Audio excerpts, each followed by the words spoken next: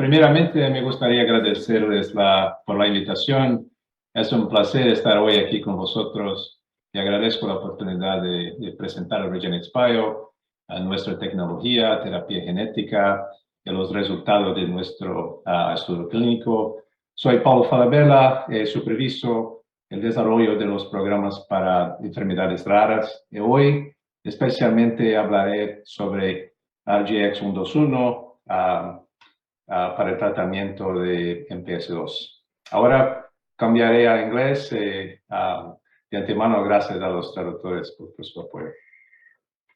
RGX-121 is a investigational gene therapy for the treatment of MPS II. But before I'll tell you more about the technology and the program, let me introduce you to REGENXBIO.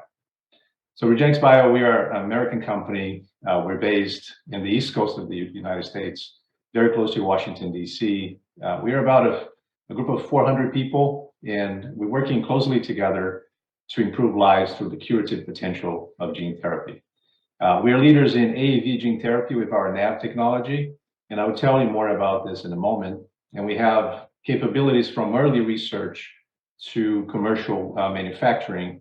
And we apply this knowledge across different areas in rare diseases and also non-rare diseases. And here is our pipeline, meaning the programs that we focus on. So we have ocular diseases, neuromuscular diseases, but the part that I would like to call your attention to is the neurodegenerative diseases.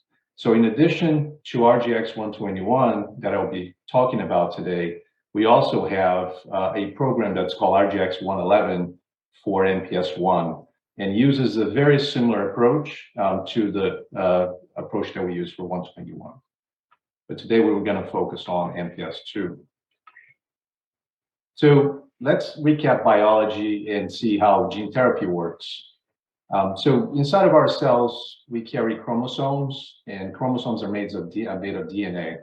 And the cells use the DNA almost like a recipe, an instruction to make something, like a recipe to bake a cake, for example. And whenever you have mutations in this DNA, the cell therefore cannot produce that protein that needs to make, and therefore there are problems with metabolism. And gene therapy works by introducing a healthy piece of DNA, a healthy copy of that DNA inside the cell, so now that the cell can use that DNA to produce, to use the right instructions to produce the correct format of the protein.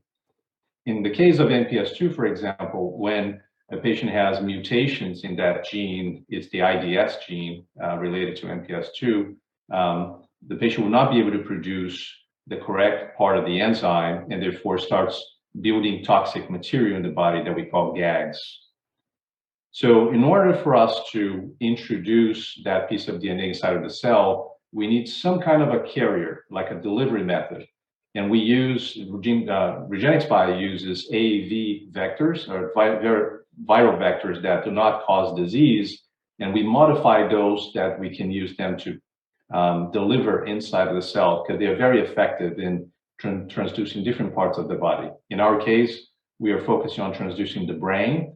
So RGX-121 is designed to deliver the IDS gene and inside of the brain and the spinal cord so that the body can start producing the enzyme. Here is an animation that shows you how this works. In blue, you see the adeno-associated virus, the AAV, enters the cell. After it enters the cell, the virus is dissolved. And then that piece of DNA that you see here goes inside of the nucleus, and the body is going to use that piece of DNA to produce protein. And here is the enzyme that is missing for patients with MPS II. And what's important is that the cells will start producing and secreting those enzymes, which allows not only for that cell to be corrected, but it can also correct the neighbor cells in other parts. And this is what we call the NAV technology that REGENXBIO focus on. Here is the same concept in a little bit more detail. So I don't know if you can see my pointer. Here's the virus that we introduced, the IDS gene. We inject this, so our brain, around our brain and our spinal cord, there is a liquid that surrounds this. So we inject the product, which is not one virus, it's like billions of viruses, so that we can target many parts of the brain. So we inject the product inside of that liquid, and that is going to spread across the brain and the spinal cord.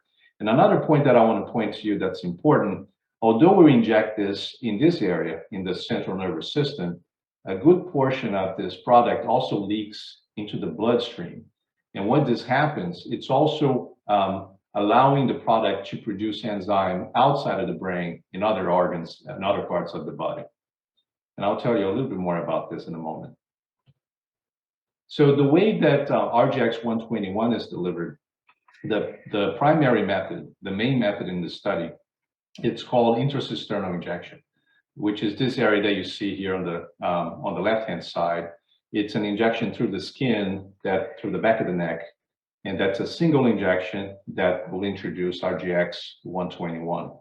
Whenever a patient has, for example, a malformation, a bone malformation or a ligament malformation that doesn't allow the needle, for example, to go into this area, then the second method is ICV injection, which is in this animated illustration here, that targets the inside of the brain, which is another compartment, but also allows the product to spread.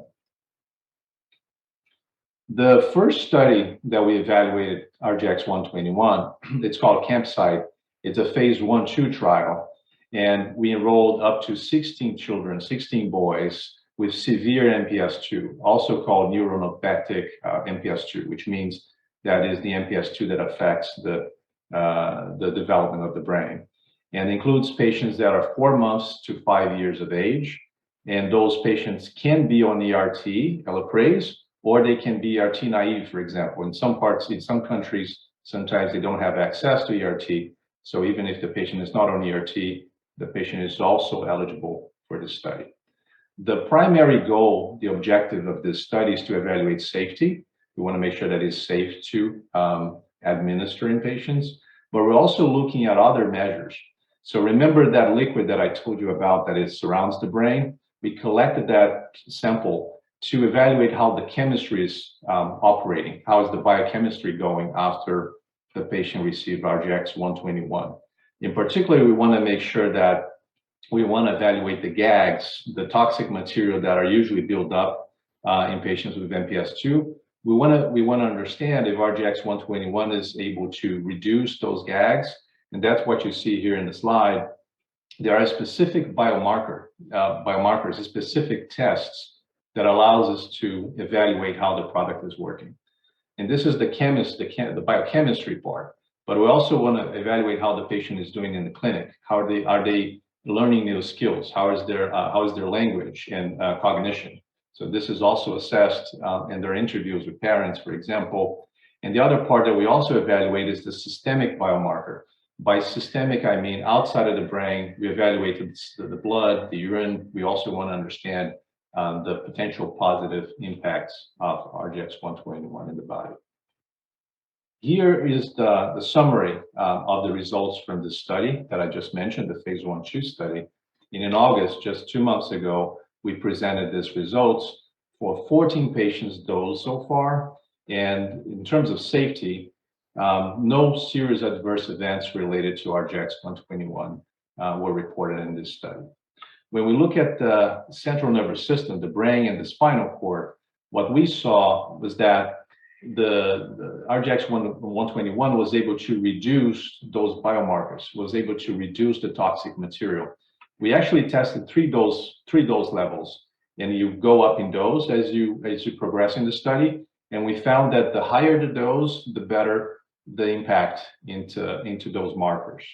And we also looked at one specific biomarker, which is here in the slide, and maybe it's too much information to go too deep today, but it's called D2S6, which is a very specific biomarker for MPS II.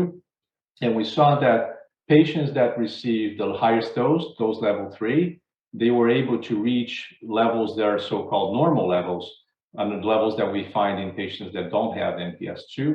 And those results were sustained up to 48 weeks, which is the last time point that we have been evaluating these patients. We will continue to evaluate them, but so far we can say that with a single injection, the results are sustained about a year later. And this is the biochemistry part, but in terms of improvements in development, we also saw that patients that we have been following for up to 2 years here showing improvements in their function. And systemically in the body, we also saw a presence of production of protein. So it means that the RGX-121 is also reaching parts outside of the brain, and it's impacting the urinary gags, which we want to see lower after treatment. Now, what I'm excited to share with you today is what are the next steps for this program. So the phase 1/2 study, the one that I just described to you, has been expanded to include a part 3, a phase 3 study. So it's now what we call a pivotal study, also a registrational study is another way that we can call this. And that's you need a registrational study in order to provide your data to regulatory bodies, agencies like the FDA in the US, so that this can eventually be approved for commercialization. This is a multi-center study. It's an open label trial, which means that every patient that enters the study receives the drug. It doesn't receive placebo or sham. And it will include sites in the United States, in Brazil, and Canada for now.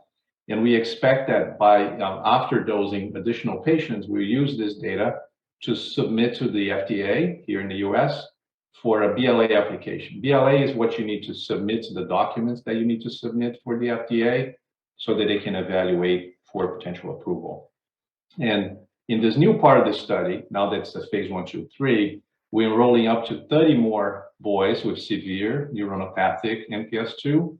The age is the same, 4 months to 5 years of age, and they can be on ERT or they can be ERT naive. So now in summary, we're seeking to advance RGX-121 to improve the lives of children with MPS II. We've been partnering with the MPS community throughout the world, and we're very grateful for this, and I appreciate, again, the opportunity and your support. And now that we have expanded this study to a pivotal study, we're very excited to move forward. We continue to dose patients in this study, and we expect to file this BLA in 2024. And with that, I conclude my presentation. Special thanks to the families that participate in the study, and again, to the broad community throughout the world, that the MPS community that's been very supportive. So here is our context, and if you have any questions, please reach out. So thank you very much. Buenas gracias.